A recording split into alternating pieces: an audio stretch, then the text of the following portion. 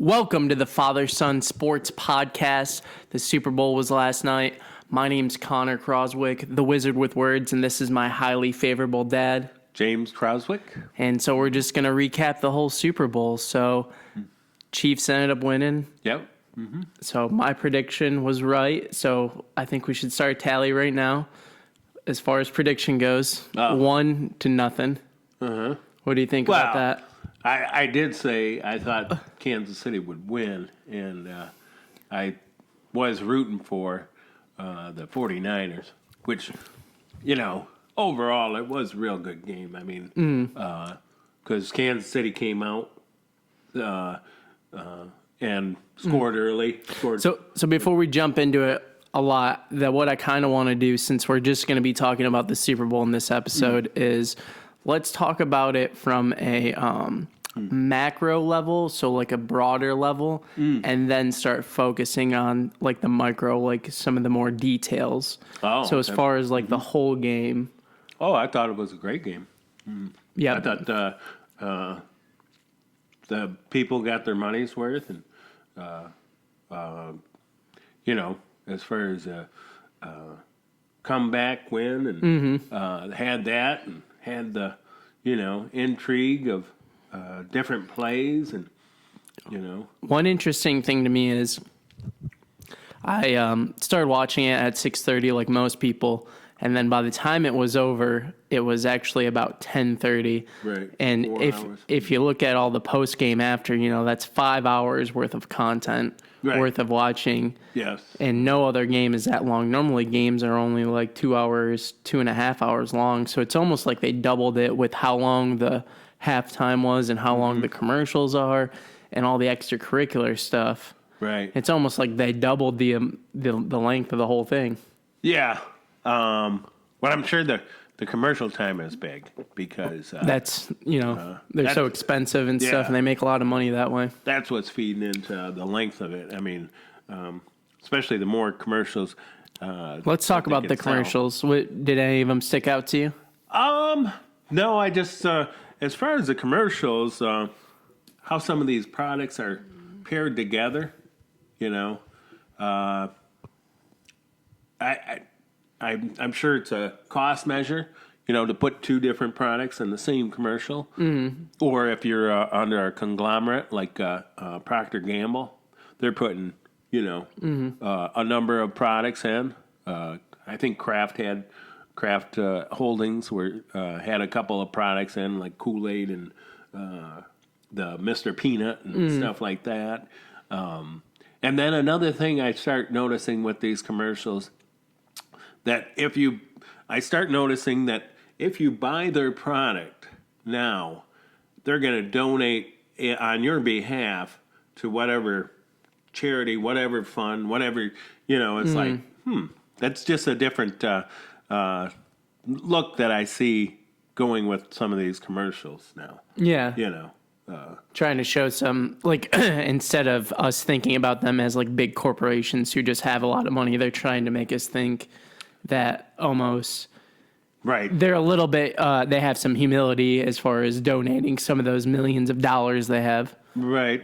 The one that stuck out to me the most was the Michelob commercial that said, for every 6-pack you buy, we're going to make sure we have, if it was 6 yards or 6 square feet of organic farming that's going to happen. Oh, yeah, because they said that they use organic corn or something now.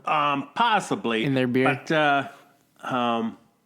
I almost think to myself, wouldn't you be doing that anyways? Right. They're like putting it on the customer. Right. Like, well, you got to buy our product in order for us to... And then we'll do something good. then we'll do... But... of course, I research a lot of this stuff, mostly about food, and we do put, as far as our growth of corn and soybean, we put genetically modified pesticides on them, and with all that, I found out through some research, just self-research, that most of our organic corn that we buy comes from like Romania and stuff. So it's like, but it goes back to some of the way our farmers are locked in with Monsanto, these pesticides, and it's not good for our population. But I mean, that's just where we are. And people that don't realize this are uninformed, and maybe they don't really care. But it's what's being put in our foods and stuff nowadays, and in our drinks and stuff like that, isn't good for us, and it's causing obesity, diabetes, all kinds of different lots of health illnesses. problems. All right, let's not to get like too political or No, anything, but I mean, this is our show, and we are allowed to say whatever we want on our show. I don't want to go down a rabbit hole of Right. I could talk about that stuff. That's for hours. our philosophy, though, pretty much as a whole. Eating organically and eating healthy. Right. That's just kind of what we do and kind of what we're about a little bit. Right. But as far as the how about you ask me what I thought about the commercials? Oh, well, what do you think about the commercials? Oh, I didn't watch them because, I have a smartphone, and every time the commercials came on, I started looking at my social media. Oh, okay. What was happening on social media as the game was going on? I guess that's one of the aspects that I don't follow. Actually, I was watching YouTube videos, so it wasn't really related to... Okay, so time. you were steering right away from the Super Bowl. Yeah, so like entirely. as the game was playing, I watched the game, but as soon as it switched to commercial, that's when I started listening to more YouTube videos, podcasts. I was listening to Joe Rogan podcast, Ben Shapiro, Steven Crowder. Good ones, good podcasts. Yeah, to watch. just like nice informational stuff. Yeah, interesting and informational. Overall, I didn't think the commercials. There was, many that were, usually you watch and you're like, oh, that's a funny commercial, right? Or that commercial. I really didn't see any one that really stuck out and was like, oh wow, that's the revolutionary. Yeah, maybe something I will do is I might go on YouTube like at some point today and say type in best commercials of the Super Bowl and see what the top ones were. Right. And I might watch that. What'd you think about? I'm sure you'll end up seeing them. They'll start to filter them in. Oh, and normal broadcast now. Right. What'd you think about the halftime show? The halftime show. I'm not a big J-Lo fan or Shakira fan. I don't have their music downloaded so I'm not really focused. You don't listen to J-Lo? I don't have them downloaded on my MP3 player. I mean, I know she has some good songs and people get entertained by her, and it's just not my cup of tea. Right. So, and I did. It was on. I think the sound went maybe down a little bit because I was doing something. Yeah. Where you switching to something else while the that time frame. But and then I hear that they were thinking. I would say the news or people in general, probably the social media. Yeah. That was. Thinking that J-Lo was being political with the kids in the supposed cages. Yeah. Trying to make a statement, a message, and then she was draped in the Puerto Rican flag, which I think she's from Puerto Rico, I thought the Super Bowl halftime message was big booties and shaking big booties. Oh yeah, well that Shakira, I think she's got some hips. So let's that was very well, planned out. And it's odd to see that all these kids, and this is the message we're kind of sending a sex message to the kids. A little bit, yeah. But whether it's good or not, it's not. Not that they didn't look good, but it's just not my cup of tea, I guess. Right. I like dancing. I like dancing, and and I started thinking about this too. You know, when you watch some of these shows, even the dance shows with all the kids and stuff, when the kids are like somewhere between 6 and maybe 10 or 11, 12, they're cute doing that dancing. But once they become like teenagers and adults, that type of dancing doesn't seem to. I don't know. It's just my way of thinking. Yeah. I don't know if that's your way of thinking of it, but when the kids do the dancing, it's cute, man. I like seeing them do the flips and the it's like wow, But Well, I mean, I think it's just shake what your mama gave you, just women and trying to empower themselves, which is, I think it's an okay thing, but, to solely use some of their assets, if you want to say that, right, for, that's as like a power move of some sort. That's what sells. Yeah, it's what sells, yeah.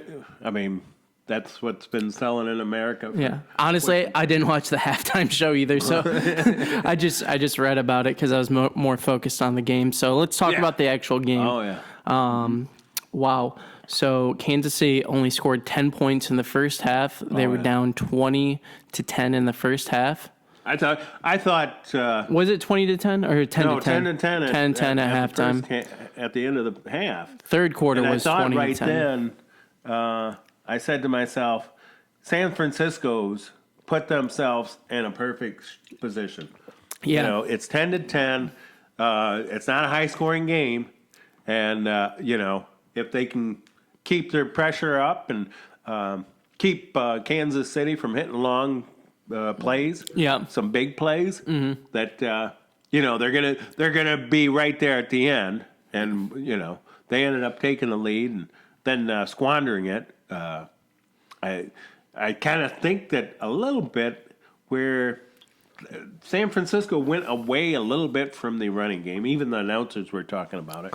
Yeah. Where they would run on first and second down, and then they started doing more play action on second down. And then if it wasn't a completed pass, they put themselves in third and long, which I don't think that's their cup of tea. Yeah. Yeah, I mean, 49ers did a great job defensively in the first half and even through the third quarter. But, everyone kind of got that feeling like, when is Patrick Mahomes going to start taking over this game? And, it honestly reminded me of the Lions in Kansas City when they played earlier this season. And it was a close game. I think the Lions were up in that game until the fourth quarter. And then what Patrick Mahomes does, and I think this is genius, he kind of makes you forget that he can run throughout the whole game until the fourth quarter, and he did this against the Lions. And then all of a sudden in the fourth quarter, you cover all of his wide receivers, all the tight ends, everyone's covered, you're rushing 4, and then all of a sudden it's like, I don't know if it was 2nd and 10 or 3rd and 10, but he just runs for like 15 yards out of nowhere. And then the defense really starts thinking. And he doesn't look that fast when he's. No, he doesn't look that fast. But I'm sure he is fast. But I think the way that the guy, it's almost like everybody goes in slow motion on that play. Yeah. Where he gets out and runs straight up the field for 15 yards. Yeah. And it's like, what the heck? Yeah. I think it's the reason why it seems like they're in slow motion because all the defense is trying to cover the wide receivers, and then they got to kind of re-go back to Mahomes, who is essentially now become the runner or the running back. Right. I did think it looked like San Francisco was trying to spy him with, was it Glenlaw? 54, the linebacker. And it looked like they were trying to spy him, but he wasn't doing a very good job. No, he was either rushing or going in coverage. I think he did it was probably one of them defensive option plays where he had the option to do one or the other during the play. And then, he hit some big passes. He hit the big one to Tyreek Hill that it seemed like San Francisco had control of the game up until that one play, and then all of a sudden, yeah, here we go. 45. Change of momentum. Yeah. And I really like the Kansas City's offensive play calls. Even in the first half, when they scored that first touchdown, they did that little 360 move and stepped to the side, and then did the direct snap to what was it, Williams? I believe that was to Williams. Yep. Yep, and he just went right up the middle for a touchdown. Right. That was a slick play, and there was a couple other Kansas City plays that were really unique. Yeah. I thought San Francisco had a couple misdirection type plays. Yep. Debo Samuel had a couple end arounds, like reverses. That they were gaining good yardage on. I don't recall them doing that too much in the once Kansas City started coming back. I don't think they ran that play. They didn't go back to it. They didn't go back to it. And it was like, man, you were getting like a good 10 yards on that. Yeah. I mean, Samuels had 53 yards rushing just himself. Yeah. So, but. And I think a lot of, because I listened to some, Stephen A., Max Kellerman, Shan Sharp, I listened to all that stuff this morning when I first woke up. Okay. Seems like everyone, or most people, are kind of blaming Jimmy Garoppolo for the loss.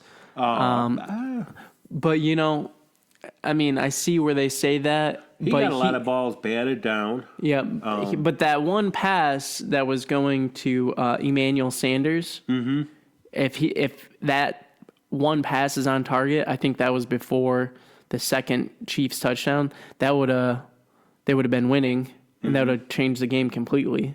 Oh, the long pass to Emmanuel Sanders. He overthrew it. Yeah, by a little bit. Right. I thought it was still catchable. Yeah. I mean, it's hard to connect on a long pass like that, especially if you're getting pressure. You're throwing it earlier than you want to. And that seemed to be a common theme for him, where he was getting pressure. Garoppolo was getting pressure. Oh, yeah. And, hats off to the Kansas City defense because they were giving him some pressure. Right. Or either knocking the ball out. That's how the one interception happened, too. Yeah. Oh, yeah. I think the first interception happened like that. They're giving him the pressure, and he's not able to, He wasn't mobile in the pocket.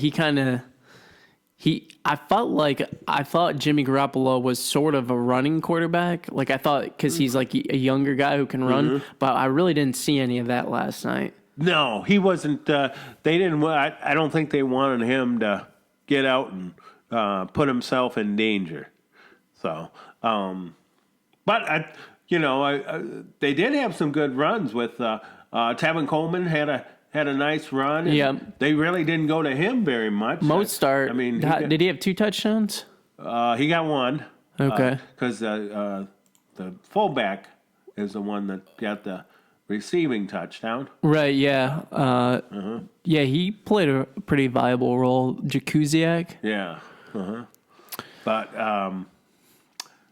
I thought overall, I didn't think Garoppolo played that bad. It's just at certain times, just certain key times, they got pressure on him, and that was a situation where they got pressure on Garoppolo. Kansas City did, and made him either throw it too soon or the pass was batted down. I mean, there were certain times where he was trying to make the play, but unable to make it.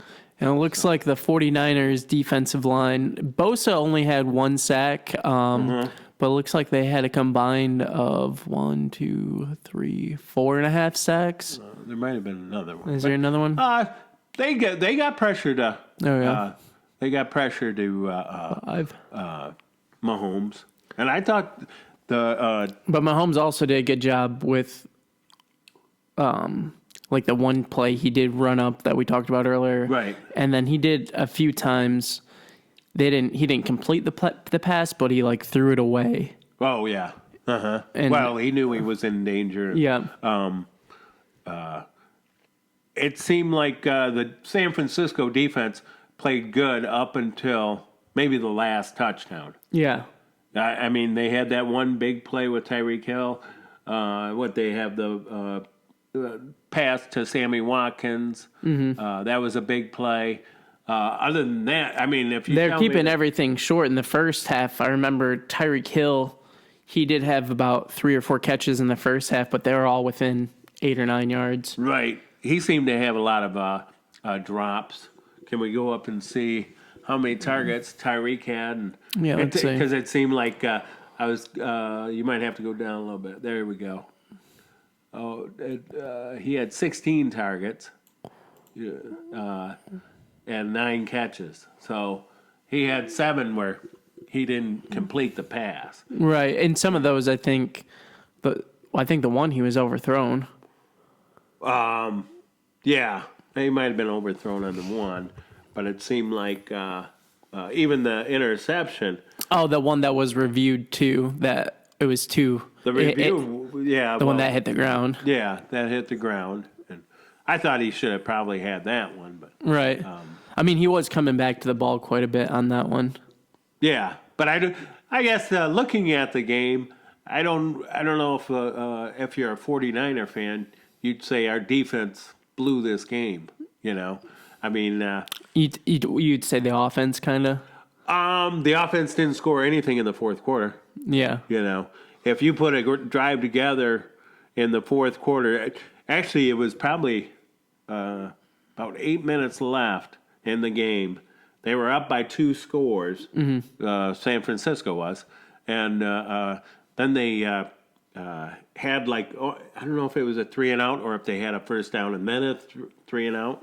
But I thought if they were going to put together a drive right there, a long sustaining drive, that game was over. Right. I thought, man, this is where if San Francisco's offense does something here, this game might be over. Right. Because then it would have been a 3. What'd you think about in the first half, 10-10, 49ers get the ball back with like a minute left, and they kind of started running the clock out? Well, they really didn't take the timeout when they thought that they were, because they got Kansas City in 4th and long. Right. Stopped them, and the clock kept running, and Shanahan didn't take the timeout. And I think he went into the locker room with 1 or 2 timeouts, so he had an extra timeout. Just to me, it seemed like he was like, let's just get in that. He was, he felt good about it being 10-10. Yeah, going into that was half. a satisfied feeling. Hey, if we can go in the locker room 10-10, I feel this is a victory for us. You know, how as a coach though, like I don't know, I just don't understand that mindset. Like 10-10 is not winning, and if you got a minute left on the clock and you're going to be getting the ball back at halftime, I mean, who knows? They ended up once they got the ball, they ran a couple plays, and I think one of them was a running play, though, right? Well, I think the first 2 were running plays, and Kansas City got them in 3rd and long, called a timeout themselves. And we're like, we're going to get the ball back. Well, they were hoping to get the ball back. That's when they pushed San Francisco, and then they hit, I think it was Kittle on that one, that they hit the tight end for a long pass, and it was first down, and then or maybe it was at Bourne, the wide receiver. But they hit one of those guys for a long pass, and then they realized Kittle was the next one where he had pushed off. Oh yeah, that call. I don't know, that call was pretty close because they were both shoving each other a little bit. But you could tell a little bit at the end they did push off. It seems like not just this game, but throughout this past year, it's where lately the defenders can do a lot of the hand, checking and stuff like that, and holding and tugging and stuff like that. They're allowing that to happen. But once the offensive player extends their arm, then no, we can't have that. That's an offensive penalty.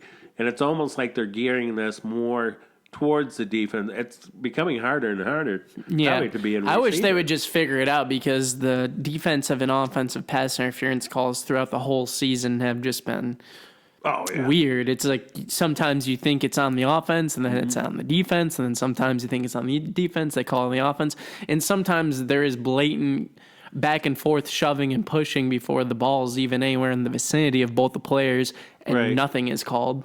Right. It's like, Yeah, what? they're just playing football. Exactly. It's just like, what is going on? We need to have some common ground as to far what it. Right, but Like, don't you think it was going back to last year with the Saints and the Rams? Yeah. And then they decided we got to make a rule up to where this can be challenged. Yep. And then for up until probably week 15, it seemed like any challenge for defensive pass interference, we're not going to call that. Nope, we're not and then reversing the last our couple call. weeks of the season, it seemed like they started, oh yeah, we're going to call them now.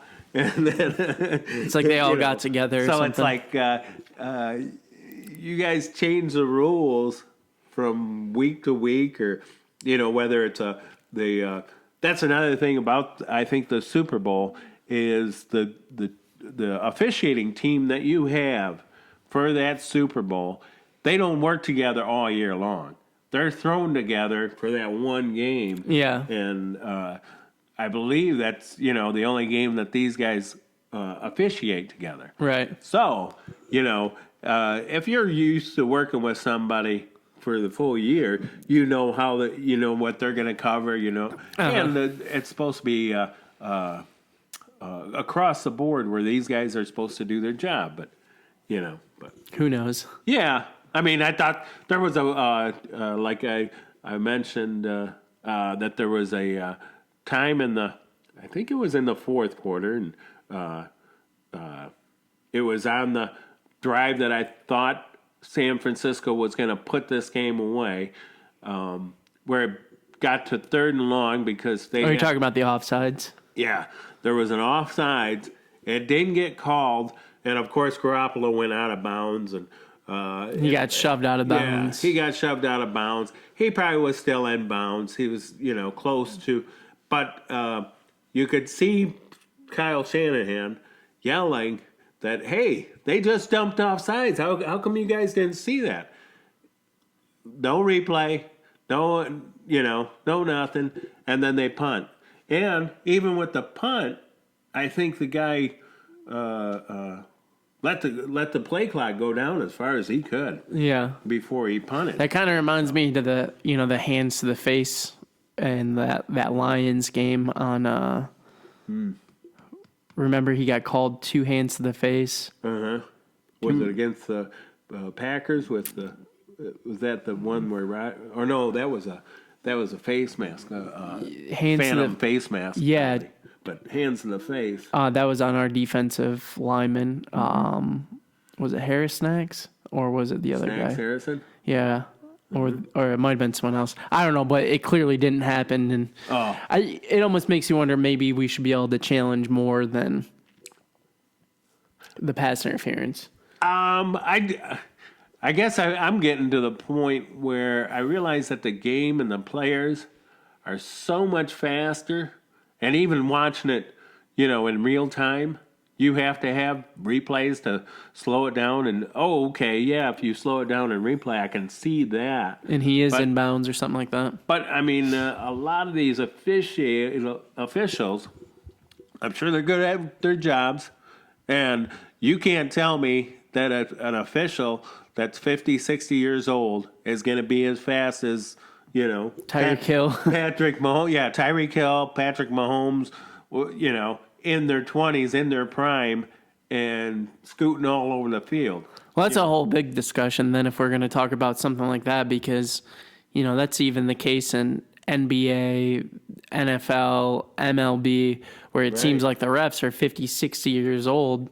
It's like, I don't know exactly if it can be changed, or if they can keep up with the speed of play. Yeah, right. The speed of play has gotten so much faster, and you can't tell me that for somehow we've magically made humans that are 30 years older than the players that they can actually keep up with. Oh, no, they're not keeping up, no. Right. I think a lot of officiating nowadays is you're guessing. What you're seeing, you're guessing at making a call. It's a guess. Yeah. It's not actual, I saw this, and I'm calling it.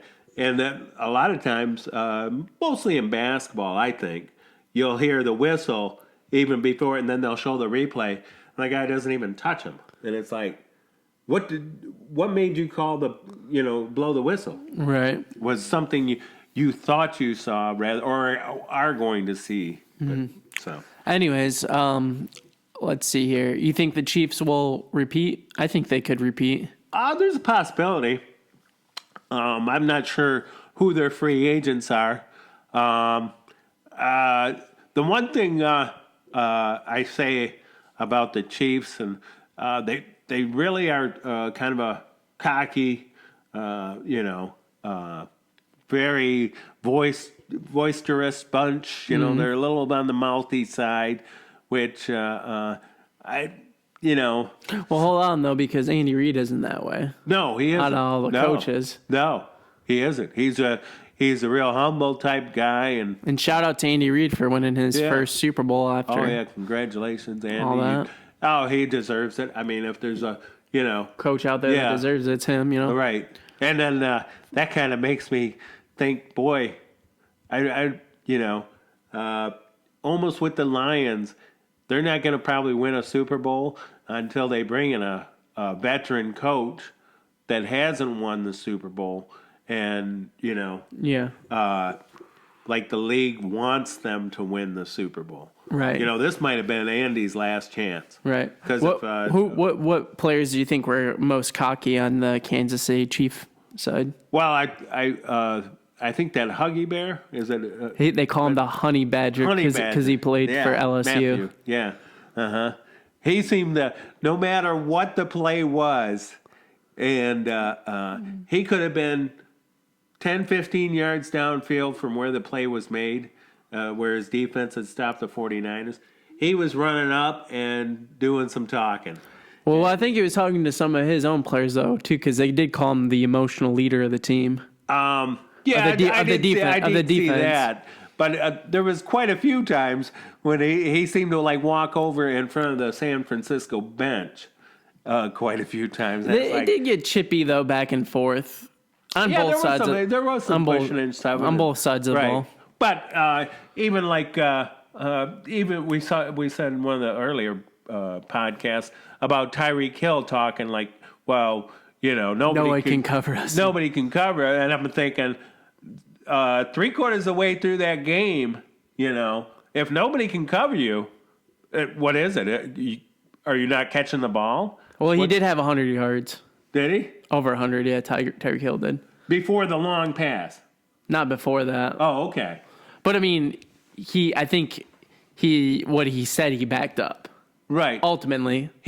Right, but he had 105 yards total and 44 on that long pass. So half of his yard.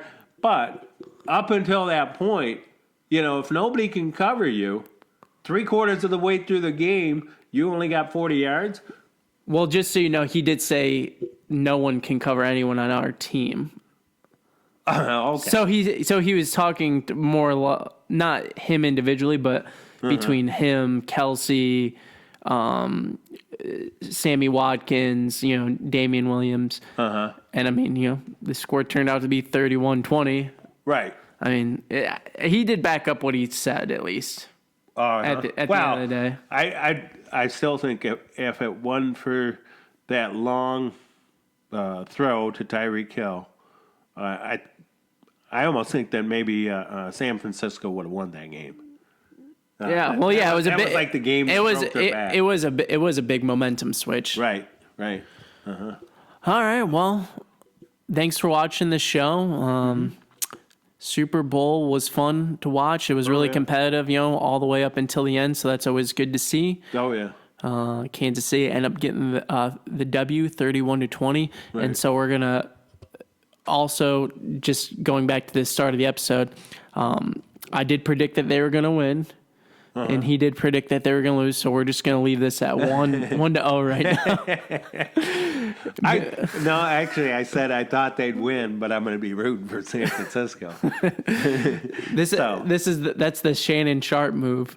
Is it? Yeah, because he was pulling for Patrick Mahomes all year, and he says the greatest quarterback, but he thought that the 49ers were going to win.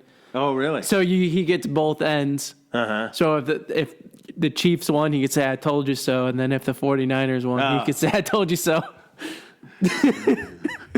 That's at least what they say on the show. No, I really, going into it, I thought, with the 49ers being an underdog, just by a couple points, I thought that the point spread would have been a little bit higher, just because I thought the Chiefs have, with their offense, such an advantage. So.